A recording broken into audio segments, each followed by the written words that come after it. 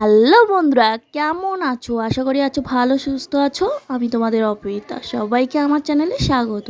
তো আমি তোমাদের সাথে সকাল সকাল বসে গেছি একটা ছোট্ট ভিডিও বানাতে। তো দেখো, এখানে রেডি সেডি হয়ে চলে এসেছিলাম দোকানে। তো দোকানে এসে ইন্ট্রোটা তৈরি করে নিলাম, যেহেতু বাড়িতে একদমই টাইম পাইনি, তার জন্য এরকম দোকানে এসে সেজেগুজে বসেই কিন্তু ইন্ট্রোটা করছি। আর এখন বসে আছি আমি দোকানে। সকালবেলা উঠে ঘরদোর ঝাড়ু দিয়ে কিন্তু এখানে আমি বসিয়ে দিয়েছি রান্না। আর আজকে কিন্তু আবার বানাবো সর্ষে ইলিশ নয়, আজকে কিন্তু কিছুটা অন্যরকমভাবে মাছের ঝাল করতে চলেছি। তো সেটাই আজকে তোমাদের সাথে শেয়ার করছি। আর একে একে কিন্তু রান্নাগুলো শেষ করে নিচ্ছি, কারণ প্রচুর চাপ। সকালবেলা রান্নাবান্না করে আবার দোকানে যাওয়া আছে, তো ঠাকুরকে দিতে হবে না এখন, যেহেতু তারপরে ভিডিও বানানো থাকবে। তো তার জন্য আমি দেখো একে একে সব রান্নাবান্নাগুলো করে নিচ্ছি। এখানে দেখো আমার মাছের ঝোলটা প্রায় কমপ্লিট। এবার একটা পাত্রে তুলে নেবো মাছের ঝোলটা। আর মাছের ঝালে আমি যেহেতু বেশি মশলা ইউজ করিনি, ওর জন্য এরকম লাগছে। আর যেটুকু তেল দিয়েছিলাম দেখো উপরেই উঠে এসছে, মানে মনে করবে কত তেল দিয়েছি জানি না। তো এখানে বরের জন্য প্যাকিং করে দিলাম। আর এখানে ছিল মাছের মাথা দিয়ে কচু শাক।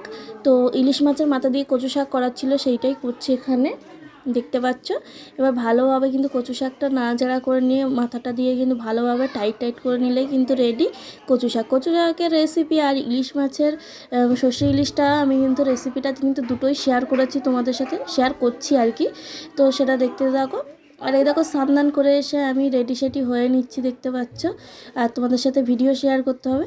আর আজকে তেমন কিছু করিনি, চুল বেঁধেছি, কানে পরেছি লিপস্টিক, সিঁদুর, এইটুখানি, আর কিচ্ছু কিন্তু সেভাবে পরিনি, তোমরা দেখতেই পাচ্ছ। তো রেডি সেডি হয়ে গেছি, এবার চলে যাব দোকানে।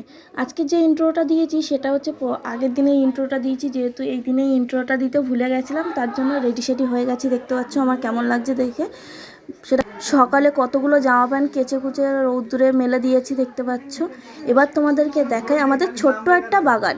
আমার এই ছোট্ট বাগানে কি কি আছে দেখো, এখানে প্রচুর লঙ্কা গাছ লাগানো আছে, সুন্দর সুন্দর ফুল গাছ, পেঁপে গাছ, উচ্ছে গাছ, এখানে পেয়ারা গাছ, লাউ গাছ, তারপরে তোমাদের ঝিঙে গাছ, শসা গাছ, লাউ গাছ, কুমড়ো গাছ, এমনকি কলা গাছ, আখ গাছও আছে কিন্তু এখানে। আর তুলসী গাছ তো বলতেই হবে না। আর এখানে কিন্তু সুন্দর সুন্দর ফুল গাছও লাগিয়েছে এখানে।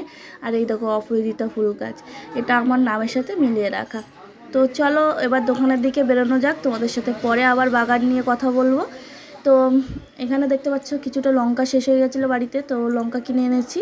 আর এখানে গরমে বসা যাচ্ছে না, তাই ফ্যান চালিয়ে ভিডিও করছি। আর আজকে রৌদ্রের তেজটা দেখো একবার, উফ, এই গরমে না মনে হয় শেষ হয়ে যাবো এবার আমি। তো প্রচণ্ড গরম লাগছিলো, একদমই ভালো লাগছিলো না। তো দেখো মুখ টুক শুকে গেছে, আর পারা যাচ্ছে না, 2টো বেজে গেছে, এবার চলে যাবো বাড়ি। তার জন্য বন্ধ করে নিয়েছি দোকান, 2টোর সময় দোকানটা বন্ধ করে দিয়েছিলাম, আজকে একটু লেট করেই দোকানটা বন্ধ করেছি। আর বাড়ি যাওয়ার সময় দেখি এই ব্যাংকটা মরে পড়ে আছে, মরে গেছে কিনা আমি জানি না ঠিক, তো বলতে পারবো না।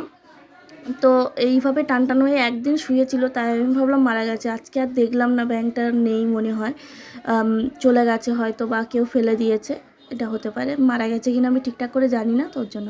তারপর চলো বাড়ি চলে যাওয়া যাক। বাড়ি গিয়ে একটু আলমারিটাও গোছানোর আছে, যেহেতু সেভাবে গোছানো হয়। এখানে দেখো আলমারিটা আমি খুব সুন্দর করে গুছিয়ে নিয়েছি। আর আজকে তোমাদেরকে দেখাবো আমার বিয়ের শাড়িটা, বিয়ের মানে বেনারসি শাড়িটা।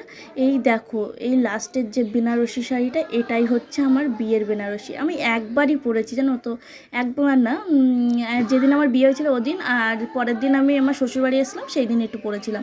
আর কিন্তু এই শাড়িটা আমি ছুঁয়েও দেখিনি সেভাবে, ওইভাবে আছে। আর এখানে আর 2টো বেনারসি যে 2টো দেখতে পাচ্ছে, এইটা হচ্ছে আমার মা প্রথম বছর আমাকে দিয়েছিল, আর সেকেন্ড বছর এটা, মানে এই লালটা দিয়েছিল।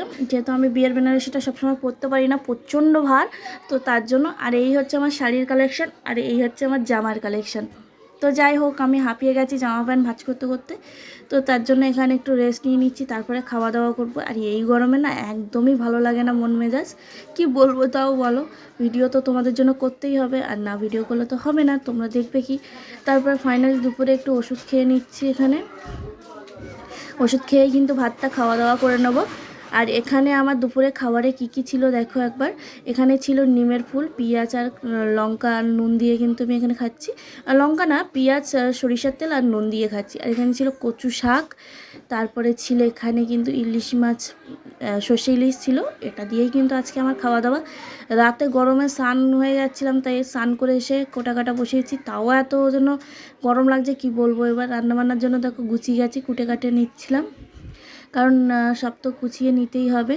আর কালকের রান্নার জন্য যে যে জিনিসগুলো রান্না হবে কালকে, সেগুলো সবই কিন্তু আমি এরকম রাতে কেটে ধুয়ে পরিষ্কার করে ফ্রিজে রাখি। তার ফ্রিজ দিয়ে বের করে আরেকবার ধুয়েই কিন্তু আমি রান্নাটা শুরু করে দিই। না হলে আমার না পরের দিন সকালে প্রচুর লেট হয়ে যায় রান্না হতে। তো যাই হোক, আমি এখানে সবটা গুছিয়ে নিই, তারপর তোমাদের সাথে কথা বলছি। তো গরমে তো 100 কাণ্ড তোমরা আমার দেখতে পাচ্ছ, আর মাথায় কীভাবে গামছা বেঁধে রেখেছে দেখেছো, মাথাটা ঠান্ডা হওয়ার জন্য। তো যাই হোক, রান্না বান্না শেষ হয়ে যাওয়ার মতো হলো।